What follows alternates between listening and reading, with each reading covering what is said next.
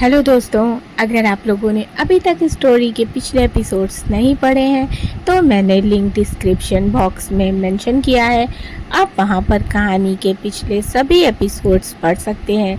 साथ ही मेरी दूसरी स्टोरीज भी वहां पर मेंशन है, आप उन्हें भी पढ़ सकते हैं। चैनल को अभी तक सब्सक्राइब नहीं किया है तो जल्दी से कर लें। रुद्र अपने स्टडी रूम में आ जाता है। इस फार्म हाउस में उसके ज़रूरत की सभी चीज़ें मौजूद थी, जिसमें उसके जिम से लेकर उसके स्टडी रूम तक, क्योंकि ये फार्म हाउस रुद्र को काफ़ी पसंद था। उसकी जब भी दादी माँ से किसी बात पर बहस होती या वो किसी बात से परेशान होता तो वो या तो ऑफिस जाता या फिर यहीं आया करता था। रुद्र अपनी बालकनी में खड़ा सिगरेट के कश भर रहा था, क्योंकि एक सिगरेट और शराब ही तो थी जिससे वो हमेशा अपने बेचैन मन को शांत करने की कोशिश करता था। उसकी आंखों के सामने बार बार रम्या का चेहरा आ रहा था। वो अपने फ़ोन पर किसी को कॉल करके बोलता है, कौन है वो और रम्या से उसका क्या रिश्ता है। सामने से आवाज़ आती है, सर, उसका नाम गौरव है।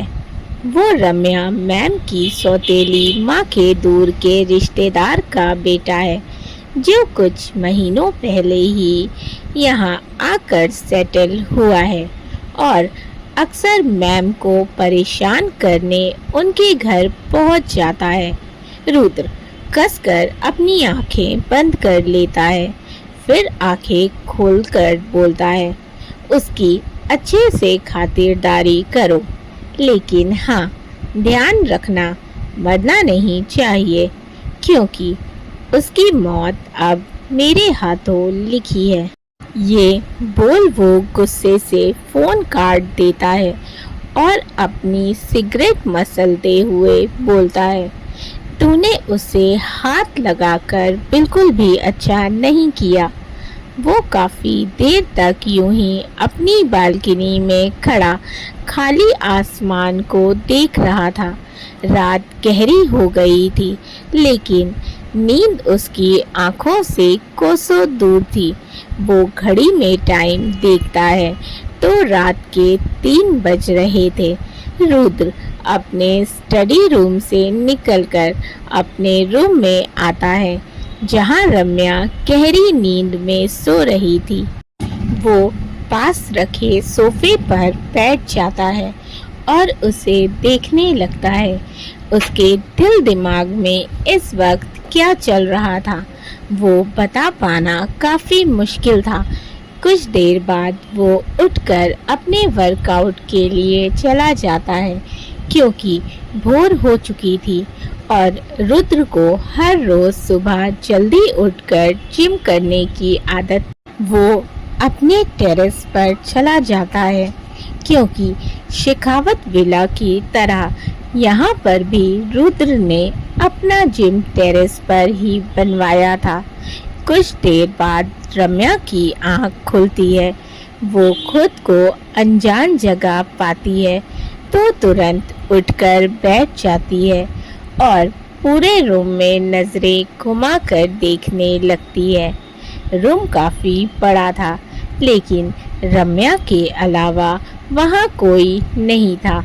रम्या गहरी सांस लेती है, लेकिन जैसे ही वो खुद को देखती है हैरान रह जाती है, क्योंकि उसके कपड़े बदले हुए होते हैं।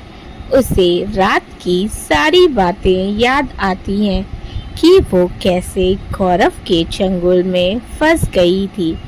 फिर रुद्र ने सही समय पर आकर उसकी इज्जत बचाई थी और वो कैसे रोते रोते रुद्र की बाहों में बेहोश हो गई थी। उसके बाद क्या हुआ उसे कुछ भी याद नहीं था। वो यहाँ कैसे आई, उसके कपड़े किसने बदले, कहीं उसके साथ कुछ गलत तो नहीं। रम्या को कुछ भी नहीं समझ आ रहा था। वो अभी सोच ही रही थी कि तभी एक सर्वेंट रूम में आती है और उसे उठा हुआ देखकर बोलती है, मैम आप उठ गईं। अब आपकी तबीयत कैसी है? रम्या धीरे से बोलती है, हम ठीक हैं। वो सर्वेंट अपने साथ लाए हुए बैग सोफे पर रखते हुए बोलती है, मैम इसमें कुछ कपड़े हैं आपके लिए, सर ने भिजवाए हैं। आप फ्रेश हो जाइए। मैं सर को बता देती हूँ कि आपको होश आ गया है। ये बोल वो जाने लगती है। तभी रम्या उसे रोकते हुए बोलती है, रुकिए। वो सर्वेंट रुक जाती है और सर झुकाकर बोलती है, यस मैम। रम्या, क्या आप हमें बता सकती हैं कि हमें यहाँ कौन लाया है और हम कब से यहाँ हैं? सर्वेंट वैसे ही सर झुकाए बोलती है, मैम आप रुद्र सर के फार्म हाउस पर हैं। रात को आपको रुद्र सर लेकर आए थे। आप बेहोश थी और आपको चोटें भी लगी थी। रम्या हैरानी से, हम कल रात से यहाँ हैं और हमारे कपड़े? वो एकदम से घबरा कर बोलती है, सर्वेंट मैम आपके कपड़े मैंने ही बदले थे। वो सर ने बोला था क्योंकि आपके कपड़े पर काफ़ी धूल मिट्टी लगी हुई थी। उसकी बात सुन रम्या को गौरव की बदतमीजी याद आ जाती है। उसकी आंखें भीग जाती है। वो तो सोच भी नहीं सकती थी, अगर रुद्र सही समय पर वहां आकर उसे ना बचाता तो उसके साथ क्या हो सकता था। सर्वेंट वहां से चली जाती है। रम्या खुद को संभालती है और फ्रेश होने चली जाती है। कुछ देर बाद वो फ्रेश होकर आती है। सिंपल सा पीच कलर का कुर्ता, वाइट प्लाजो और उस पर शिफॉन का दुपट्टा, वो बहुत ही प्यारी लग रही थी। रम्या धीरे धीरे सीढ़ियाँ उतर कर नीचे आती है क्योंकि उसके पैर में अभी भी हल्का दर्द हो रहा था। सामने डाइनिंग एरिया में रुद्र और कार्तिक बैठे ब्रेकफास्ट कर रहे थे। रुद्र ने कार्तिक को सब कुछ बता दिया था, जो भी कल रात को हुआ था। सब सुनकर कार्तिक हैरानी और गुस्से से बोलता है, उस गौरव को तूने जिंदा क्यों छोड़ा? उसकी हिम्मत कैसे हुई मिस रम्या के साथ ऐसी हरकत करने की? रुद्र, मैंने उसे छोड़ा नहीं है, वो वहीं पर है जहां उसे होना चाहिए।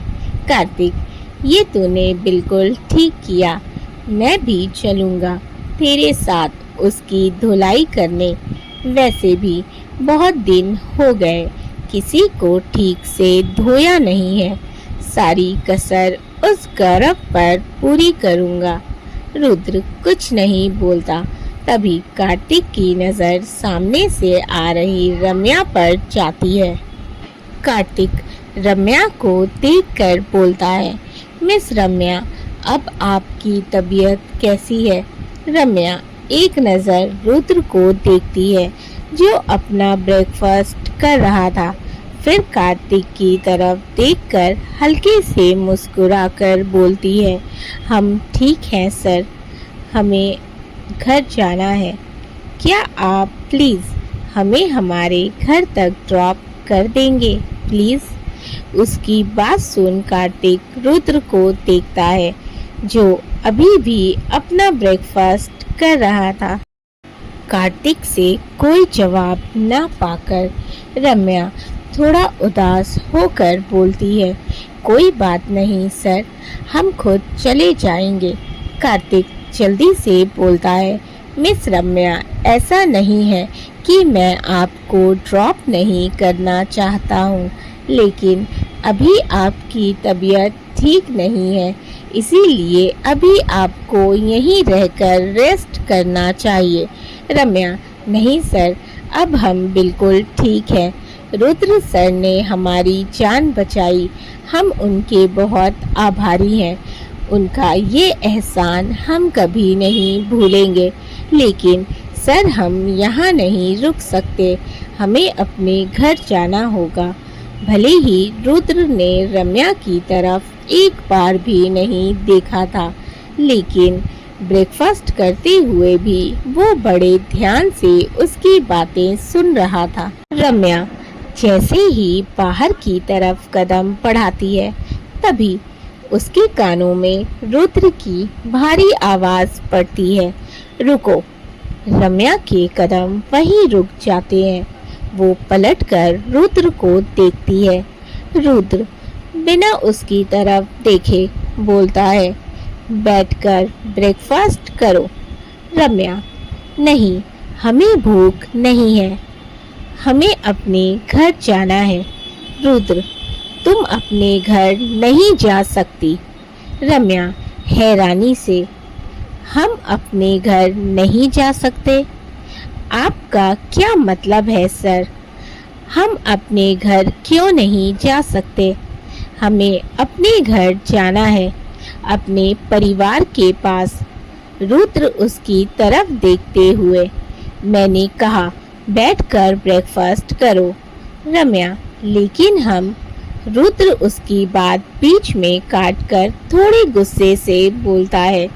रुद्राक्ष शेखावत को बात दोहराने की आदत नहीं है, चुपचाप बैठकर ब्रेकफास्ट करो।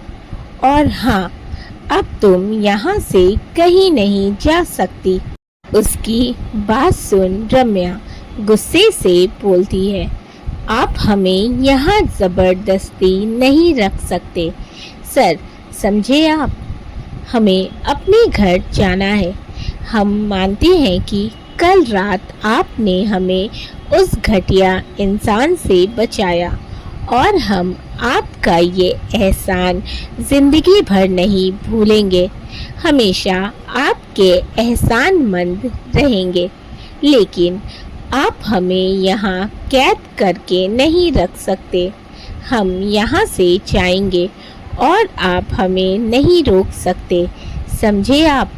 ये बोल वो जैसे ही जाने के लिए मुड़ती है, रुद्र बोलता है, लगता है तुम्हें अपने परिवार से प्यार नहीं है, तभी तो मेरी बात ना मान के गलती कर रही हो। रम्या हैरानी से, बेबसी से रुद्र को देखती है, जो आराम से अपनी कॉफी पी रहा था। कार्तिक भी रुद्र को देखता है, लेकिन कुछ नहीं बोलता, क्योंकि उसे पता था कि रुद्र ने अगर एक बार जो ठान लिया वो करके ही रहता है। इसीलिए वो भी रम्या के लिए कुछ नहीं कर सकता था। कार्तिक खड़े होते हुए बोलता है, रुद्र, मैं ऑफिस जा रहा हूँ। फिर रम्या की तरफ देखता है, जिसकी आंखों में भरे आंसू जो बहने के लिए तैयार बैठे थे। कार्तिक को रम्या के लिए बुरा लगता है, लेकिन वो कुछ नहीं कर सकता था, इसीलिए चुपचाप ऑफिस के लिए निकल जाता है। रुद्र रम्या की तरफ देखता है, जो अभी भी वही खड़ी भरी आंखों से उसे देख रही थी। रुद्र नजरें फेर कर अपनी कोट के जेब से एक पेपर निकालकर उसके आगे रखते हुए बोलता है, तुम्हारा टाइम खत्म हो चुका है, इसलिए इन पेपर्स पर साइन करो। रम्या रोते हुए बोलती है, आप क्यों कर रहे हैं सर ऐसा? आप क्यों करना चाहते हैं हमसे शादी? आपको तो कोई भी खूबसूरत आपके स्टेटस की अमीर लड़कियां मिल जाएंगी, फिर हम ही क्यों?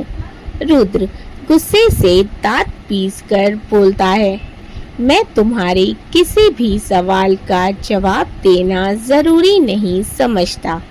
चुपचाप साइन करो, क्योंकि कल की मेरी बात तो याद ही होगी तुम्हें। सब कुछ बर्बाद करने में मुझे 1 मिनट नहीं लगेगा, और सबसे ज़्यादा तुम्हारी खुशियाँ। रम्या के पास अब दूसरा कोई रास्ता नहीं था। वो कांपते हाथों से उन पेपर्स पर साइन कर देती है। उसकी आंखों से लगातार आंसू बह रहे थे, जो कॉन्ट्रैक्ट पेपर पर गिरकर उन्हें भिगो रहे थे। रुद्र पेपर को वापस अपनी कोट की जेब में रख लेता है और उसे देखकर बोलता है, वेरी गुड मिसेस रम्या रुद्राक्ष शेखावत। रम्या गुस्से और नफरत से उसे देखती है। रुद्र एक नज़र उसकी आंखों में देखता है, फिर अपना फ़ोन उठाते हुए बोलता है, अब गुड गर्ल की तरह ब्रेकफास्ट करके अपनी मेडिसिन ले लेना, क्योंकि शाम को हमारी शादी है और मैं नहीं चाहता कि तुम बीमार रहकर शादी में कोई अड़चन डालो। ये बोल वो बाहर निकल जाता है। रम्या रोते हुए रूम में आ जाती है और ज़मीन पर बैठकर ज़ोर ज़ोर से रोने लगती है। रुद्र बाहर आता है तो देखता है कार्तिक कार में बैठा है और उसी का वेट कर रहा था। रुद्र भी आकर गाड़ी में बैठ जाता है। कार्तिक कार स्टार्ट करते हुए बोलता है, रुद्र तुझे नहीं लगता तू गलत कर रहा है? तूने मिस रम्या की हालत देखी थी, कितने दर्द में लग रही थी। रुद्र कुछ नहीं बोलता और विंडो के बाहर देख रहा था। कार्तिक, रुद्र मैं तुझसे बातें कर रहा हूँ, कुछ बोलेगा भी या बस यूं ही बाहर देखता रहेगा? रुद्र क्या बोलूं, तुझे क्या सुनना है मेरे मुंह से? कार्तिक वही जो तू फील कर रहा है। मैं तेरे दिल की बात जानना चाहता हूँ, तू दिल से क्या चाहता है? दोस्तों, अगर आप लोगों को मेरी लिखी स्टोरी कुर्बान तेरे इश्क में पसंद आ रही है तो वीडियो को ज़रूर लाइक करिएगा। चैनल को सब्सक्राइब नहीं किया है तो जल्दी से कर ले। कहानी के पिछले एपिसोड्स नहीं पढ़े हैं तो लिंक डिस्क्रिप्शन बॉक्स में मेंशन है, आप वहां पर कहानी के पिछले सभी एपिसोड्स पढ़ सकते हैं। इसी तरह से प्यार बनाए रखें, अपने फीडबैक मुझे ज़रूर दें। Thank you for watching and keep supporting. Love you all.